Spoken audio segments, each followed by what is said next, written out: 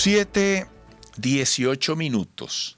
Este tema, amigo, amiga, que me ves, que me escucha, que nos estamos acompañando desde cualquier lugar de Venezuela o del mundo, sabes muy bien que es interesante. Tengas o no tengas hijos en etapa de escolaridad, tengas o no tengas hijos en cualquier nivel de la formación académica.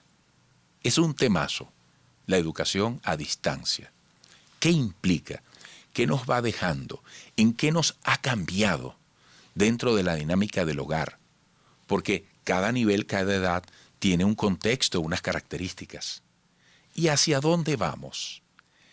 ¿Qué se debe tomar en cuenta a la hora de pensar en el retorno a la presencia o presencialidad, como también se dice? Yo en estos días, a propósito de la graduación de mis hijos, la semana pasada, pensaba en todos los niveles, en esos niños, en esos jóvenes, que lamentablemente les ha tocado en estos tiempos de pandemia estar al margen de eso tan importante que es la presencia física, ese compartir, incluso ese llegar al momento esperado de una graduación. El acto, la presencia. Vamos a hablar de todo esto con Oscar Misle, educador, orientador, psicoterapeuta, comunicador, escritor, locutor, fundador de Secodap, gran amigo. Oscar, qué gusto tenerte por acá. Buenos días, bienvenido. Muy buenos días, Eduardo, amigo. ¿Cómo estás? Dobles felicitaciones por el Día del Periodista y la más importante, o tan importante, por la graduación de tus hijos. Muy emotivo lo que leí en las redes sociales. Qué bonito, ¿vale? Qué Gracias, bonito poder Oscar. celebrar. Gracias. Tú sabes que en nuestra hermandad de vida precisamente coincidimos en esos valores y los celebramos entre unos y otros. Gracias de verdad. Así es. Mira, Oscar, esto de la educación a distancia, en contraste con la llamada presencia, o esa palabra que para mí es novedosa y es válida, presencialidad, ¿en qué punto del camino nos tiene? ¿Cómo es esa perspectiva cuando Nicolás Maduro dice que probablemente en octubre se vuelva a clase y, por ejemplo, el sector educativo, fíjate, dice, sí, pero ¿volver de qué manera? Por aquello de las condiciones socioeconómicas. Pero en el medio está el niño, está el joven, que está privado en este momento de algo tan importante como es poder ir al encuentro con sus compañeros, con sus maestros, con el aspecto físico de las aulas, ¿no? Sí, ciertamente es un debate muy fuerte que se ha dado en el país, en las distintas realidades, porque los contextos son diversos, son distintos.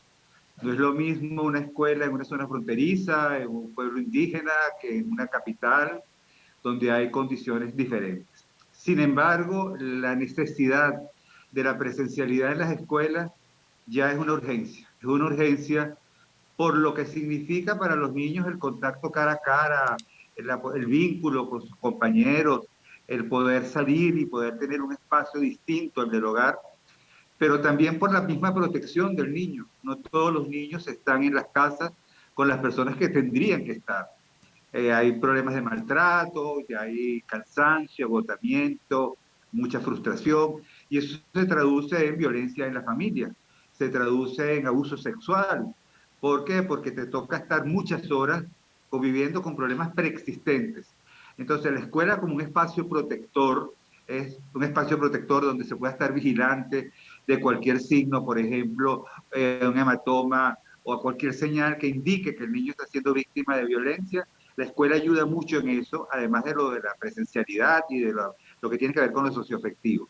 Ahora, el tema está, Eduardo, en qué condiciones están nuestras escuelas, en toda esta gama variada de realidades, cuáles son las que tienen las medidas mínimas de bioseguridad, cuáles son las que tienen las infraestructuras adecuadas para garantizar la higiene, cuáles son las que tienen las posibilidades de acceso al transporte, cómo está la situación del docente, la situación salarial del docente, cómo se va a resolver.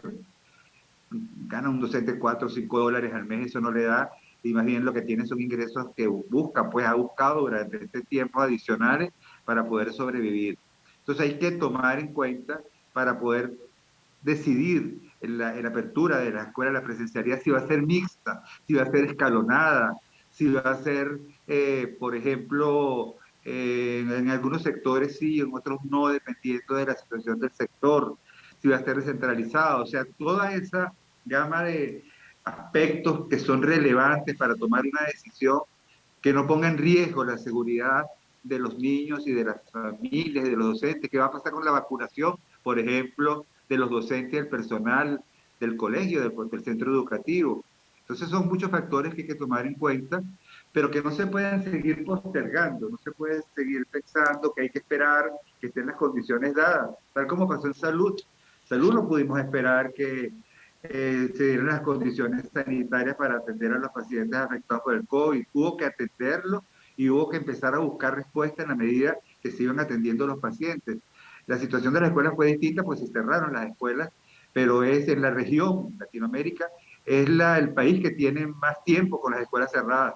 Eso lo dice UNESCO, un informe que se hizo en UNESCO. Entonces, es una realidad difícil que requiere un trabajo de coordinación con las comunidades educativas, de coordinación con los entes gubernamentales, de tal manera que de manera coordinada se pueda buscar las salidas que no pongan en riesgo la salud, no solamente de los estudiantes, sino también del personal del centro educativo. Has hecho una clara descripción, una suerte de inventario sobre todo lo que hay que atender para pensar en ese regreso a la presencialidad. Y me pregunto como venezolano, ¿se está trabajando en eso?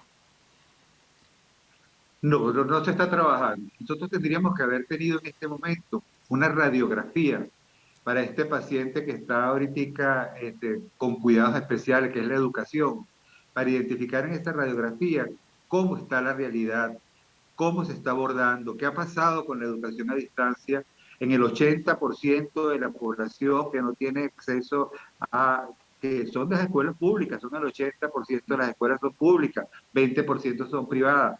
Una radiografía que permite identificar cuál es la prioridad, dónde se deben invertir recursos, cómo se pueden lograr las articulaciones y las coordinaciones, qué tipo de políticas para abordar un tema que es primordial, que es la salud mental de las familias, que les ha tocado complejo todo este tiempo. Entonces, el Estado no da señales, por lo menos, de que se esté haciendo una intervención efectiva, no efectista, efectiva, para poder atender a esta población que está al margen. Fíjate, la pregunta es, ¿llegará la apertura de clases, la presencialidad, tendrá la presencia de estos estudiantes, de este 80% de la población que se ha desvinculado, que se ha desarticulado de la escuela, que ha tenido el contacto de la escuela con una guía, que ha tenido acceso a esa guía por un familiar, por un vecino? ¿Dónde están esos muchachos? Una cosa sí te puedo decir, Eduardo, que están en todas partes menos en su casa. Cuando uno recorre las calles, cuando uno tiene contacto con los centros educativos, con las familias, los muchachos están en las calles, están en los pasillos de los barrios, en las escaleras, pero no están necesariamente confinados. Están más bien tratando de ver qué hacen, inclusive haciendo actividades de emprendimiento para generar recursos. Cuando yo visité un centro comercial para arreglar un teléfono celular, y entonces fui, que es especialista, y estaba, la mayoría de los muchachos eran muy jóvenes, no sé si tendrían menos de 18 años, y me di la tarea de preguntarle a algunos, porque es mi trabajo hacerlo, que cómo estaba la escuela, que cómo estaba el liceo. Entonces ellos decían, no, miren, nosotros tenemos que trabajar, no podemos perder el tiempo en la casa, Mm. estamos dando por hecho que están confinados, no están confinados. Y le digo yo, ¿y cómo se hace al perder la escolaridad? No pierdes oportunidades. Y dice, no, yo estoy ganando oportunidades porque lo que gano yo aquí en un día en dólares no lo gana mi papá ni mi mamá en un mes. Caray. Entonces, eso de que esos incentivos desestimen el deseo de volver a clase es un reto y un desafío que tiene el Estado muy grande. Cómo volver a recuperar a estos muchachos que no Sí. son los de los colegios privados, pero también en los colegios privados nos hemos encontrado con el fenómeno de estudiantes que también están haciendo emprendimiento en las tardes para aprender un oficio, algo que les permita generar recursos. Bueno, Oscar, te agradezco estos minutos. Recibe un gran abrazo y espero que pronto nos reencontremos aquí o en cualquier lugar. Se te quiere. Amén, así sea. Oscar Misle, educador, orientador, psicoterapeuta, comunicador, escritor, locutor, fundador de SECODAP. Volveremos.